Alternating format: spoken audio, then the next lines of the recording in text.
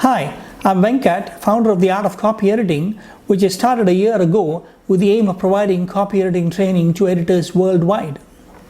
The aim, in turn, is driven by something more basic. We all know that the great knowledge base that was available earlier in publishing houses has been gradually shrinking over the last 20 years. I would say that I've been a little fortunate because I had one good quality, namely an urge to document almost anything that took me a long time to learn, anything that I struggled with. After about 10 years in the industry, I felt it's time to consolidate all that I've learned. I did start with that exercise, but it's only now, after 23 years in the industry, that I've reached the point of sharing my experiences with a global audience. The video that follows will outline about 25 courses that I plan to provide through the Art of Copyediting. That video was actually part of a live webinar that we had sometime in April 2018. I hope the video provides sufficient insights for you to get interested in taking the Art of Copyediting courses and the stimulus to keep you motivated to become a professional editor one day. Feel free to write to me if you have any questions. For convenience, we divide copy editing into two components. One is markup and the other is language editing. A markup is an old name. When we used to do hard copy editing those days, we used to call it as marking up the manuscript. And I've retained that name here simply because even in the digital world of today, we use XML, HTML, and the like, which is hypertext markup language, extensible markup language. It's still markup language, so it's basically markup that we're still talking about. So that's the reason why I've retained the word markup there. And the splitting this division of copy editing into two components is basically for convenience. One is basically related to mechanical things, something related to formatting and the like, but I know that not everybody looks at this division the same way. I know that so many people who look at spelling, hyphenation, etc. is also part of the mechanical things. I do not include it here. When I say formatting and stylistic things, what I mean is basically everything related to things that you can do without much of a thinking, and not something related to language. So that's why we have kept languages separate. Now, markup in turn, we divided into three things. Basically, most of the work that I've done, a huge chunk of it is basically related to scientific, academic, scholarly work. And so this description will be basically revolving around that. And any scientific document, if you look at it, you will find there is some text material and there's a list of references at the end. In the text material, you will find so many statements made, and each statement made there in the text is supported by some work done in the past by some citer, some investigator. So that is what is called a reference citation. And these are listed in detail in the list of references at the end of the document. And then in between, you may have a lot of display elements. So these are the three main components you will find in a scientific document. Now again, we divide that into components again for convenience. The text material, or rather, let's look at the references first. References, there are two components as I just mentioned. One is a variety of citations in the text. All through the document, you will find every statement that is made being supported by some reference citation. And then the details are given in the list. So there are two components to references. And then when you look at the text material, one is you have the document structured in a certain way. You may have headings, lists, codes, equations, and the like, a variety of footnotes, affiliations, etc. All these things are what we call basic manuscript elements, the structure of the document. And other than that, you have a whole load of things that you may have to do within the document, which is what I refer to as editorial markup of text. There's a huge chunk, 80 to 85%, 90% you can do simply without reading the text. I know that many people do not do it the way I teach, but you can do a huge chunk of this simply without reading. Most of this revolves around numbers. Most of these are style technical aspects, and you will find a huge chunk of these connected with numbers, which is why I call them as number-related stuff.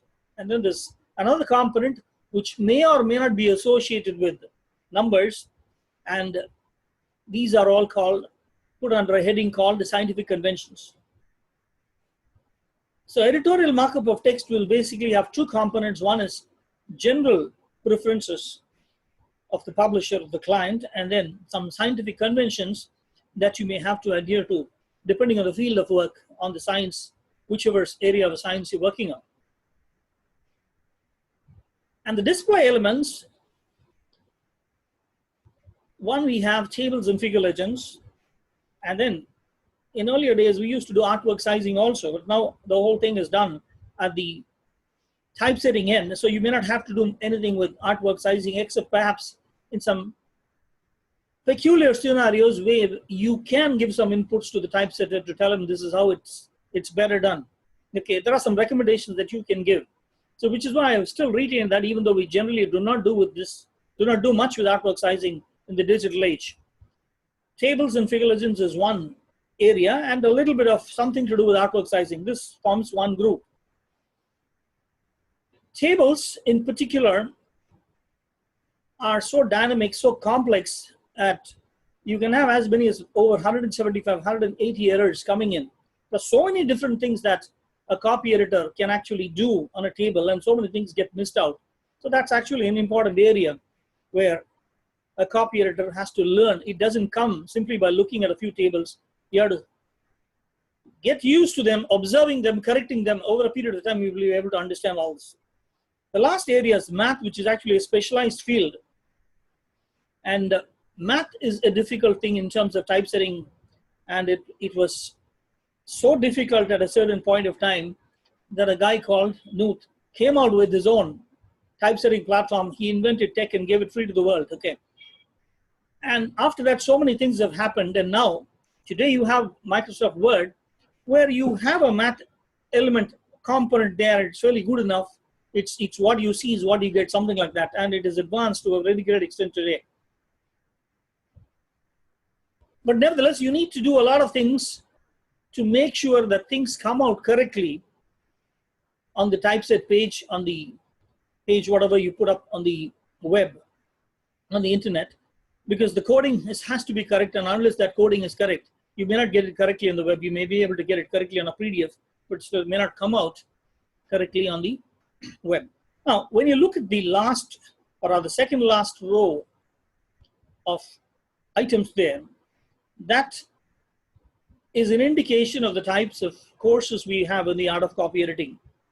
We have a course for list of references and citations, and right now, I've actually clubbed it together. But all through my teaching career, training career, I've actually taken this as two separate components, and I just completed a session, and that was the first session on references to the citations, and at the end of the session, I'm sort of convinced that it is probably better to split it again into two components. Okay. Going forward, I'll probably decide what to do. But a list of references, there are many, many things to learn. But reference citations, it might look as if what is, your chart will be limited, but you have a huge chunk of work to do there. And that comes only by constant practice, which is why I felt it's better to keep that into a separate area. And then we have one session on tables and figure legends, and then we have one session each on manuscript elements, where it's not just knowing what these elements are and just identifying them and maybe styling them, but there are a whole lot of things, so much of information you can actually learn. You will have to keep in mind what is the background. Suppose you have a disclaimer. What is a disclaimer? Why is it used in a manuscript? I'm just giving you an offhand example. A disclaimer is used because sometimes there might be an application-oriented manuscript. Okay, so it deals with some kind of application. This guy might be working in a pharmaceutical concern, and this might be a product that is brought out by that company. Now, when he writes a paper, later on, things can be different. They might say, okay, people might say, he's promoting the product. That's why he said this paper is good. The author claims it's good. The reviewer claims it's good. There are so many things that can happen because of this. So there's a disclaimer that is put out. Yes, I'm working on behalf of this company, but whatever I'm receiving is in behalf of this. It's got nothing to do with the work at hand. Something like a disclaimer of that sort is just put up in upfront so that you don't have problems at a later stage. So you will need this kind of disclaimers. Sometimes you will have a disclosure. Okay, an author may say, this is what I receive and this is why I receive so much of money from this particular client or company. Now, suppose you have a basic manuscript where it talks about the way an enzyme functions in the body, in a certain animal. Okay, all these are basic things related to science, and you do not need a disclosure or disclaimer here. But now you will find a paper where an author would have said so many things, we have nothing to disclose, or this is what I'm receiving, etc., etc. But all this is absolutely not necessary in a paper that deals with basic science. So you need to know when to include this kind of information and when to completely avoid it. And if you avoid it, you have to again let the author know that this is what you've done and this is the reason. So like this, there are umpteen things. What are the footnotes you can have and what is the order of footnotes? So often this is not mentioned in style guides. And you will find a few examples, but you will find a variety of information there, variety of footnotes. What are these footnotes and what do they relate to? Why should they be in a certain order? All these things will be discussed in this course. So this last area, second last set of items will tell you the kind of courses we have there, and the editorial markup of the text will basically deal with both these points. Now this is in brief an indication of what is covered under markup. I'm just giving you a breakup of copy editing so that you understand the components that are involved in this complex process. Now let's look at language editing. This is basically an analytical decision-making task. Okay, and we divide this into three components, again for convenience of learning. The first has got to do with basic principles of writing and editing. And that again is divided into two components, fundamentals of writing and editing. There are some 12 points. I list out 14 points, but I generally talk about only 12 points here. And these 12 points will form the basis for everything related to language editing, which means I include this, I include this, I include this. All these things, the base for this will be the 12 points that I'll be talking about here. And the 13th and 14th points are things that you will learn as you work on these 12 points. And as we work on the advanced courses, you will find that you apply all this. There's something called nuances of editing, writing, okay, and editing, which again is divided into some components. These are some peculiar things you will find in academic manuscripts. One is abbreviations. You will find scholarly manuscripts using plenty of abbreviations. What are the principles of using these? Okay, and article use in English is a common problem, particularly Indians. Articles are used in the English language to identify nouns, and there are many languages that do not use articles. So writers and editors often have problems, particularly when they try to translate it, from their mother tongue into English. We Indians tend to add the definite pronoun the in so many places, and a native speaker may omit the definite article in so many places, so you may even find it amusing. So the funny thing is he tends to omit it and we tend to insert it.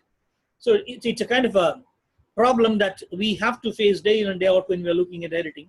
So, and a huge chunk of this is considered idiomatic, so that is adding to the problem. But still, nevertheless, there are some principles. So what are these principles and how do they work? That's what we will look at under article use.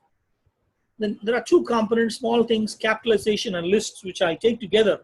Principles of capitalization and principles of handling lists. Capitalization is if you understand that you capitalize something simply because it's a name, then you understood capitalization.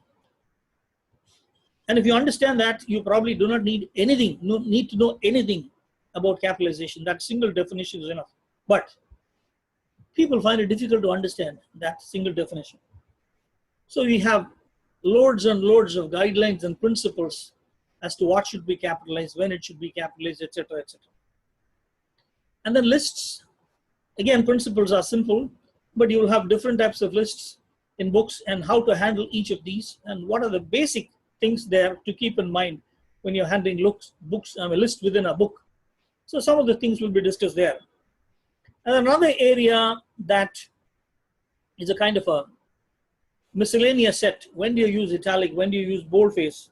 When do you use quotation marks? Sometimes what we would like to keep it in italics is kept it in quotation marks and vice versa. And there are some guidelines, there are some principles, and sometimes you make exceptions. And why do you make those exceptions? And then when we have multiple adjectives, when do I use commas? When do I not use commas? Sometimes they can be tricky. So these are a miscellaneous set that will be discussed. And all this, the first 4, 5, I've taken together as one group. And then the last one, hyphenation and end dash, I've taken it as a separate group simply because it is complex in its own way. Hyphenation can be tricky, can be confusing, and it can be frustrating. And there are even funny comments there. If you take the hyphen seriously, you will definitely go mad. There are comments like that, okay? Because each manual says something different, and then you see something, you read something, you feel this makes a lot of sense, and then you try to do the same thing with some other manuscript. Either the author comes up with something or another style manual that you have to follow for that tells you something else. And these are the things that actually complicate it. So there are some definite principles behind hyphenation. You can still have preferences. What are the preferences and why those preferences are there? Okay. If we can understand that, we will find that hyphenation makes sense.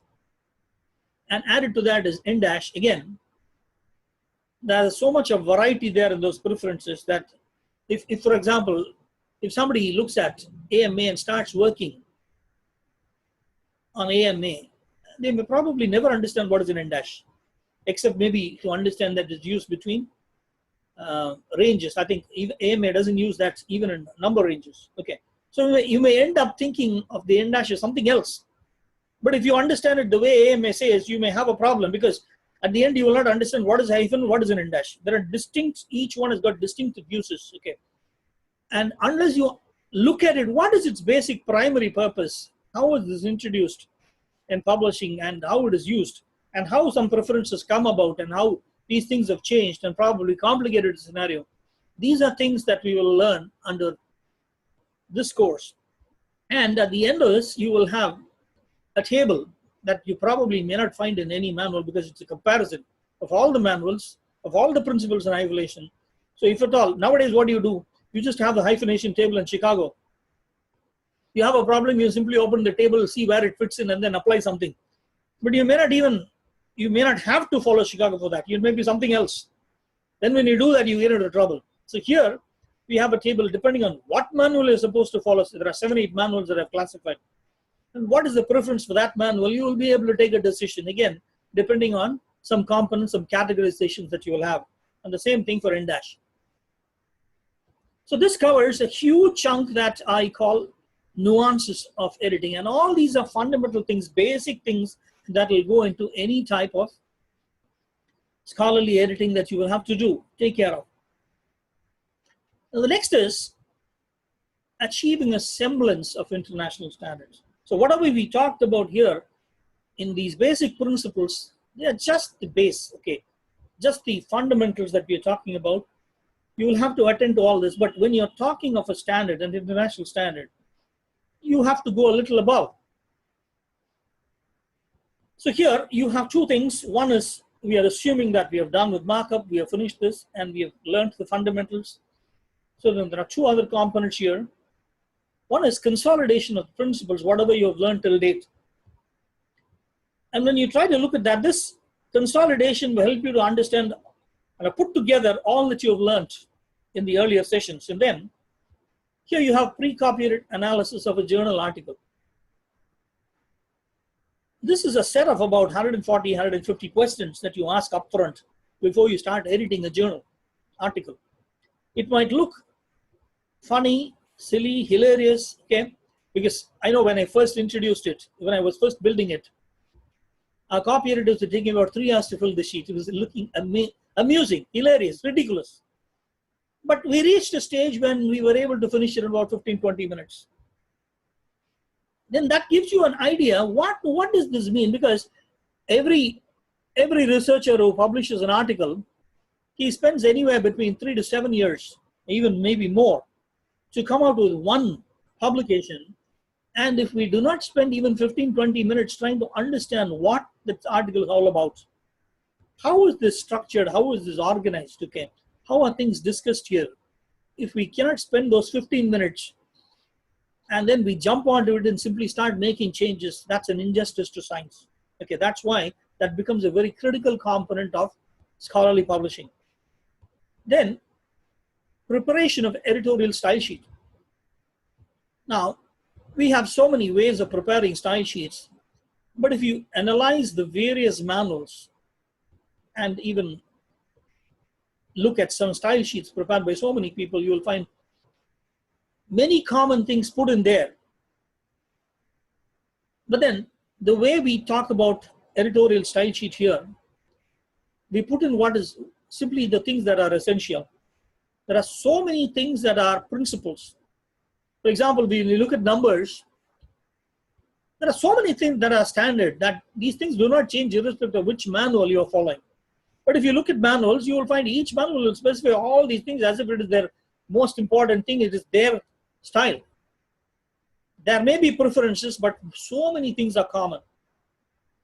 Whether it is numbers, whether it's units, whether it's abbreviations, there are so many things that are fundamental, basic principles of copy editing and not actually preferences. Those things you may not find them mentioned in this style sheet.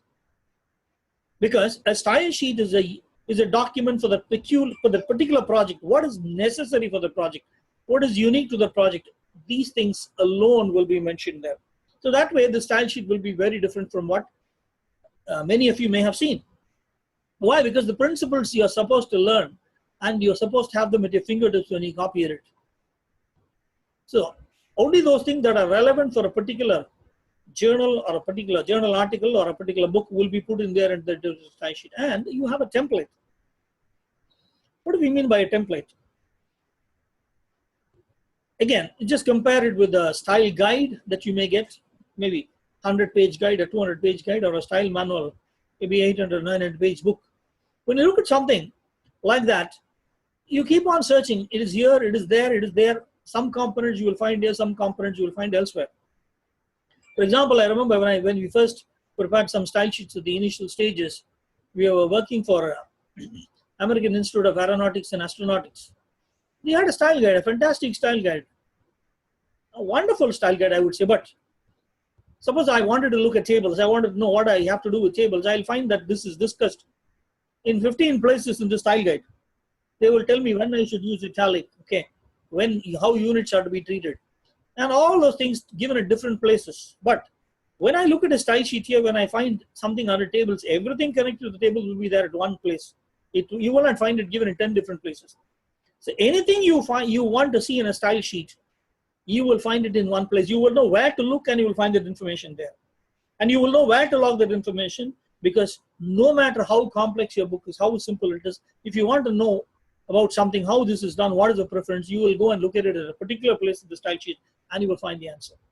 So that is how this editorial style sheets are designed. And then principles of book editing.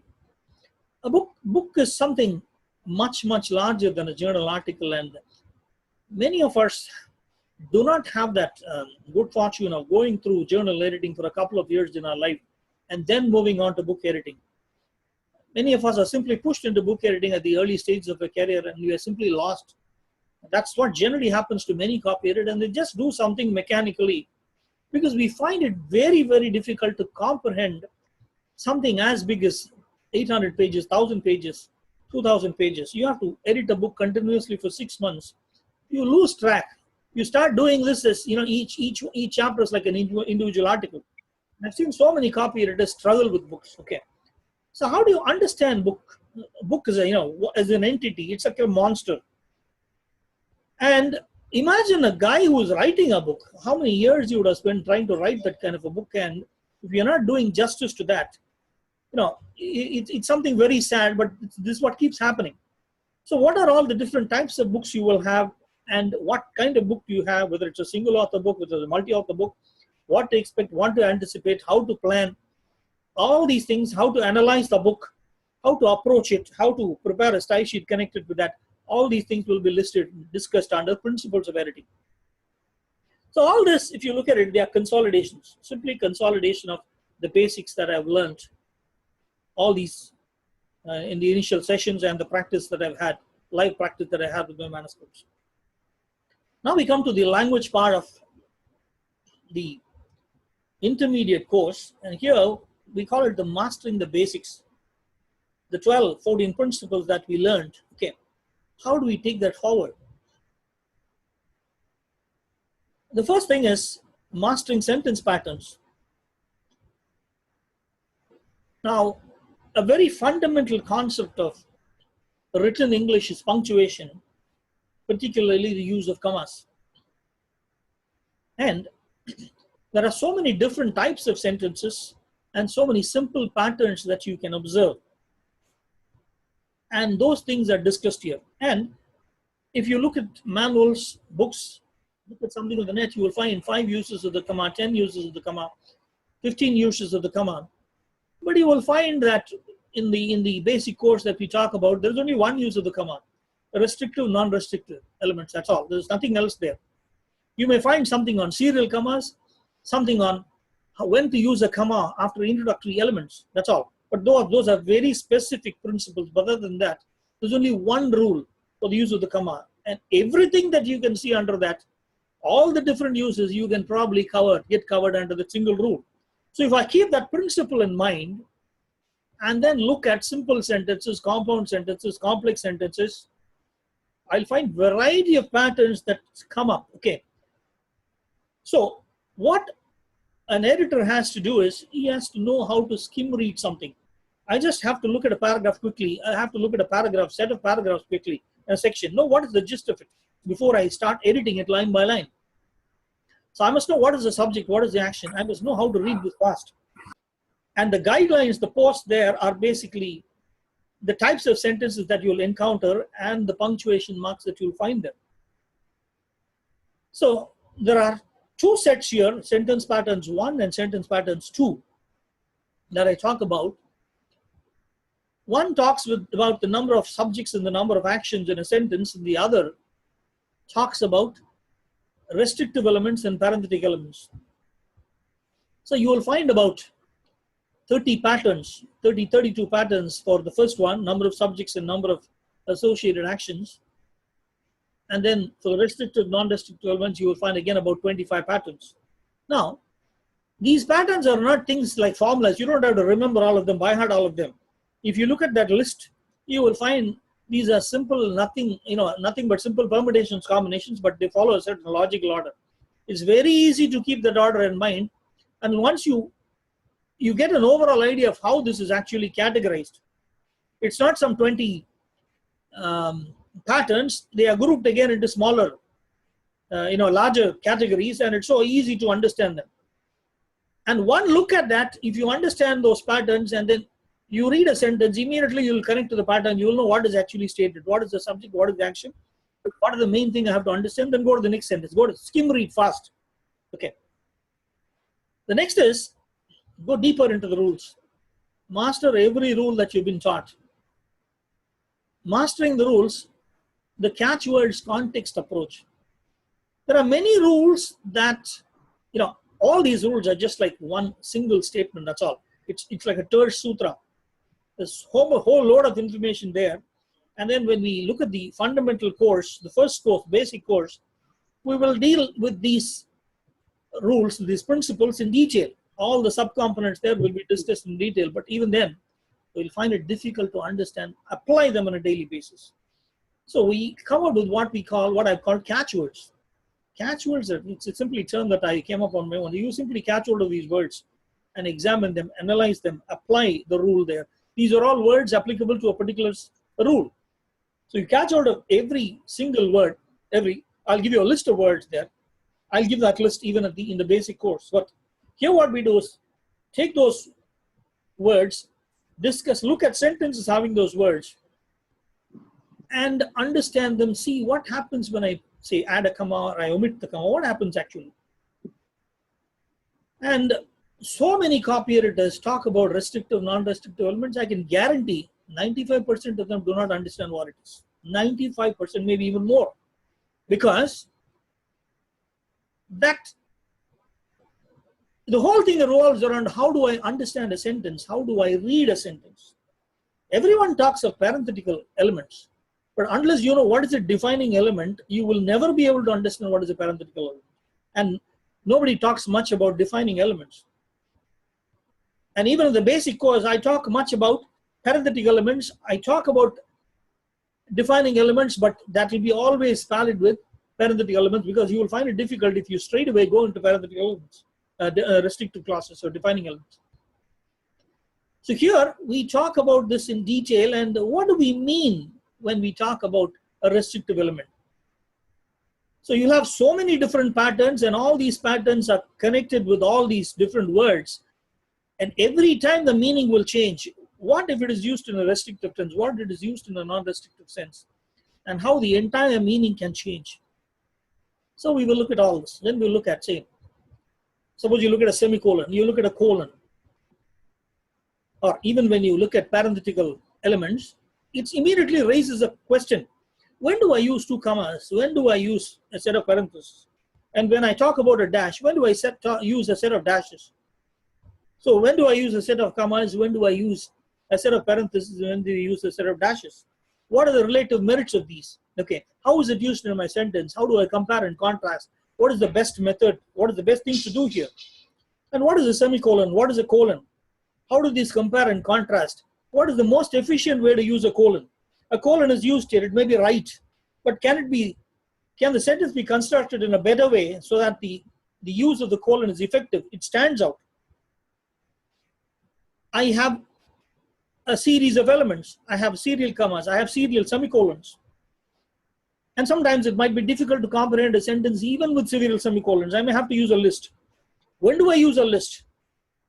Can I use a list and use commas? Can I use a list and still use semicolons? Or can I do away with that list and have semicolons? So these are the complications there. So each and every rule is taken to a different level altogether, analyzed so thoroughly that you get the principles right, that you will be able to look at any sentence and then understand clearly this is what is meant and this is the problem here. And when you look at the broader structure of the sentence, the patterns, and then when you go into the details of the rules, after that what will be left is basically problems connected with word usage or expressions. So that is the last set here that you have, basically word usage. Introduction to principles of word usage. There are so many things. Other than there are so many words that are used that are not connected to any of these rules. So we'll give you a small list of these words and then discuss it, and then you will find that this gives you the beginning of the real fun. One is the fun part in language, the other is the difficulty. I live here while my sister lives there. What does it mean? I live here while somebody lives there. While means I slipped while I came down the stairs. It means just when I was coming down the stairs. So does it mean when I live here, my sister lives there? And if I'm not living here, my sister doesn't live there? So suppose I say I live here although my sister lives there. It means, okay, she can also come and live here, but she's living there. Is that what is meant? So you'll have problems like while, whereas, although, constantly they are interrelated, and you can have so much of fun with these words. You use one word casually and it will mean something else. So like these, there are a whole load of words there that can be misused, and so often people use this without knowing what it means. So we'll discuss that. That will give you the, basically lay down the foundation to watch out for things like this. Then it's up to you. This is where you will grow as the years move on and you go on working as an editor. You will find so many different words that you will learn. So this lays the foundation for word usage and expressions in the English language. Now after that, we move on to the next stage where we achieve proficiency. There are two things that we have to look at. And imagine we have finished all this and we have the medium. We use Microsoft Word. And if you're alert enough, you'll probably start using Excel also, because Excel is also a very powerful aid. So what do? These are the two things that I can use to work efficiently. And it is not necessary that I have to wait for a very long time to use this. I can start using this from day one. There are so many people who simply say, I use Word. But Word is such a powerful tool, and so many people use Word to a very, very negligible extent, I would say. And unless one has some kind of a training into it, or you put an effort on your own to spend time and learn all this on your own, you may be using it, just like a kind of a typing program or an editing program. There are so many things that are built into it that can help to actually help you to work efficiently, and that's what we will look at here. So one is word templates. The power of Word is basically its styles, word styles. And I know even today there are so many publishers, so many clients who still want coding. Fine, coding is fine, absolutely. If you look at it from a publishing angle, yes, everything has to be coded. Styling, word styling may be wonderful for a copy editor because it gives them a look and feel. When I edit, I don't want to get bogged down by all these codes. They completely distract me. Fine, agree. But the publisher wants everything in the form of codes.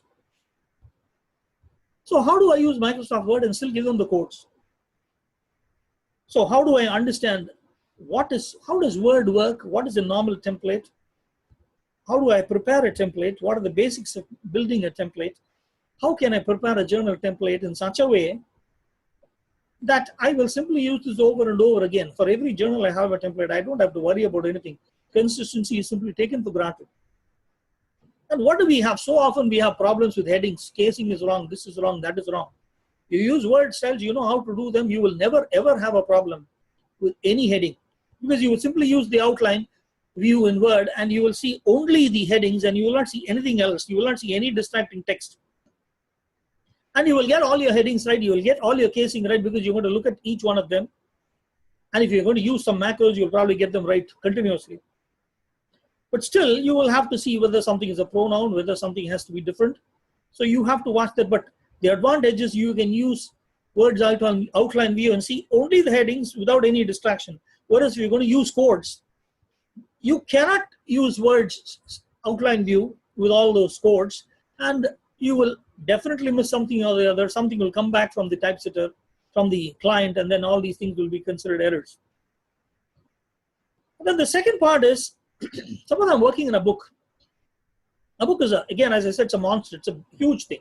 You can have anywhere between 200 to 500 styles in a book. And each book is different.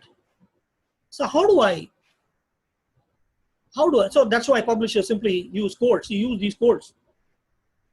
But you can actually create a master template using a combination of ideas. You prepare one master template that is enough to handle any complex book that you can think of. I remember working in a company for 5 years continuously, and we were looking at, I was not personally looking at all these books. Yes, I was personally looking at all these books, I would say, but I was not working on them individually, but I know what was the process that was followed for all these publishers. Each publisher had about 400, 500 styles. But each publisher was struggling with every single book because each book was different. You have something for Cengage, something for McGraw-Hill, something for Kendall Hunt, something for LWW, something for some other publisher. But then, is it possible to understand this in a different way and prepare a master template that no matter what element you have in a book, you can have one single master template, and from that I will simply create a template for my book and start using that. It'll take some time. It'll take a lot of time. It took me about 3 years, 4 years to find out that. But once you learn it, it's easy. Okay, you will have to spend some time setting up a template. And we reached a level where we define shortcuts for all these keys and for all these styles. And it will be, remembering these shortcuts will be as simple as remembering the name of the style. That's all. What is the style? If I know the style, I know the shortcut. It's as simple as that. And once you do that, no matter what the output is, a client may want a certain set of styles. I want styles to be named this way. Another publisher may not want styles. I will want only codes. Fine. It doesn't matter what the output is. No matter what the input, no matter what the output, I will use a single workflow for my work. I will use the same set of word styles. At the end, I will simply run a script and give them whatever they want. So it is possible to achieve that levels of proficiency if you understand the power of word templates. So here we will have one basic course talking to you about Word and Excel. And when you look at books, there are so many different types of lists that you'll have to prepare, even for journal work, if you want to stabilize them. Okay. So all this, you can prepare lists, and that is where Microsoft Excel comes very handy. And there are so many different types of filtration and customization and sorting that you will do, grouping and separating, splitting for all this. And sometimes if you want to analyze data, you can use pivot tables. So some basics of Microsoft Word and Excel will be taken in the first course, and then another course we will talk about preparing a master template for a book. And then the next stage is you talk about macros. How do I use macros? You don't really have to become an expert. I'm not a programmer at all. I learned trying to use some macros, existing macros. I learned how to use them. And then you have so many people who have given out nobody has given out a book of macros. But still you try to run them, you will find that they do not run. There are so many reasons for that. How do I understand what are macros? How do I make them run?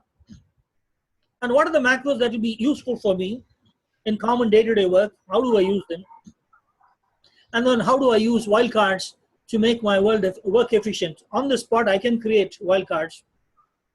Editorial has got a fantastic mechanism whereby you can test your wildcards and then store it there. Number one, you can give it a name, you can give it a description, you can store it, and then you can run these wildcards in whatever sequence you want, and you can change the sequence every time you want. And then if you create a sequence, you can call that by another name. So that's a fantastic thing that he has built. Okay. So how do you get to know some of these basic things that I can use? The medium, I master the medium so that I do my work efficiently. That is this part of the course. And then the last is, again, language part related to achieving proficiency related to language. There we call it professional editing.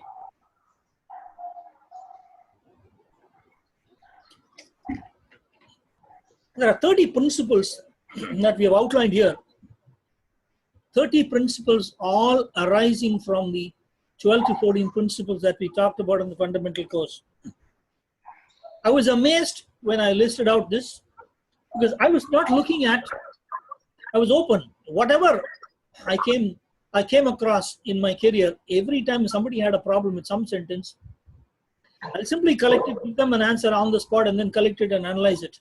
And when I analyzed it openly, without any bias, any preconceived ideas, then you see so many different patterns emerging out of that. And that is how I came out with all those different patterns on that I talked about in the intermediate course. And here are these 30 principles. Again, you can connect everything to the basic 12 rules. Okay, so that's why I said these 12 rules will form. I'm amazed, I'm surprised, but I know it is true because I've tested it over the years. These 12 principles are enough for you to do anything. And if you want to summarize all that in one rule, you can say keep related words together. So that single rule will tell you everything. You can summarize, you can edit anything in the English language. Now, after you learn these principles, you will find that it is possible to edit sentences at different levels depending on what is the need, what is the price, okay. What is required, what does this particular client require of me, and how much of time do I have, how much am I getting paid, and how do I do justice by using a combination of all this. There were times when we were given some test and my copy editors came back and told me, no, I'm not able to edit this. So, but then you take it to your boss, and then your boss tells you, no, you have to do 2 samples, 3 samples. There are times when I've edited all of them together, the same article or whatever chapter, you edit it for all 3 of them. So how do you edit? One, you take it up, do it exhaustively, thoroughly. Then the next one you do it in a different way, and the next one you do it in a different way. And when you do that, look at all that, you will know that there are different levels of editing that you know what you're doing, and you know why you're doing that. So that is what is actually a brief course, but once you learn this, you'll find that it's easy to understand this. Then the last area is editing medical manuscripts, because that's a different thing altogether. You will find people mixing up so many different things. You will find writers mixing up, suppose you have a disease, and you have the disease in a muscle, and there is a causative organism that is causing this. Okay, you will find that they mix up all this together, and sometimes it's the tests or the results, or the prognosis or the follow-up. All of these can be mixed, and it's kind of hilarious thing that you will find in medical writing. How do you understand this? How do you untangle this? So these are some of the things that will be discussed under editing medical manuscripts. So this covers in a broad way the variety of courses that are actually offered under the Art of Copyediting. Now, this is to give you an idea, not about these courses, but basically how do you understand copyediting? How do you look at it? This field is very complex. It's not as simple as we think, as we want it to be. So let's look at copyediting as a profession. It requires a very long learning curve. You need to have some real courage to take up this course, this profession seriously. General editing can be taught to graduates. It's not difficult, but scholarly academic editing will require at least a postgraduate level of education. Suppose when you recruit people over the years, if you take people, there's somebody there who has gone to college, and somebody there who has done the same postgraduate thing, using a corresponding long distance system of education or something, you'll find a difference. You will find that somehow this person's ability to interact may be limited, the confidence level may be limited, to read something, grasp something efficiently. All these things you will find a difference. A certain level of exposure to academics is necessary before somebody can take up scholarly editing. Then, the subject editing cannot be learned the way we learn subjects of physics, chemistry, economics, or computer science. What is it? We learn this over and over again. You read it, you'll understand. That's how we learn many of these subjects. When we ask students first revision, second revision, third revision, they'll tell you, read it so many times, you will understand something, definitely. And it cannot be learned the way we learn skills like carpentry, surgery, and gardening. I've actually listed a variety of things just to make you think what this is. Even surgery, I do it a few times. There's so much of theory I learned. I know the anatomy, okay. I know it very well. I practice it a few times. At some point, because I know the theoretical background behind this, and I know what I'm doing, and I know how it is like. I practice it a few times, we'll be able to do it. Now, it's not even like that. We cannot learn this art by learning some theory and doing it 5-10 times. It cannot be done that way. A prolonged period of training and mentoring is necessary. We cannot learn this art by doing 50 manuscripts simply because 500 such things will have to be learned in all those 50 manuscripts, and each time it will be different. So that's why it requires a longer learning curve. Your problem is not the manuscript, it's actually how I understand something. How do I comprehend something? How do I understand a sentence? So the problem is more with understanding my own thinking process. Until I get a clue about it, till I understand how I think, I will not be able to do justice to this profession. There are certain things, basics of language, basics of the subject, all these are important. But still, when your thought process is right, your sentence will fall into place.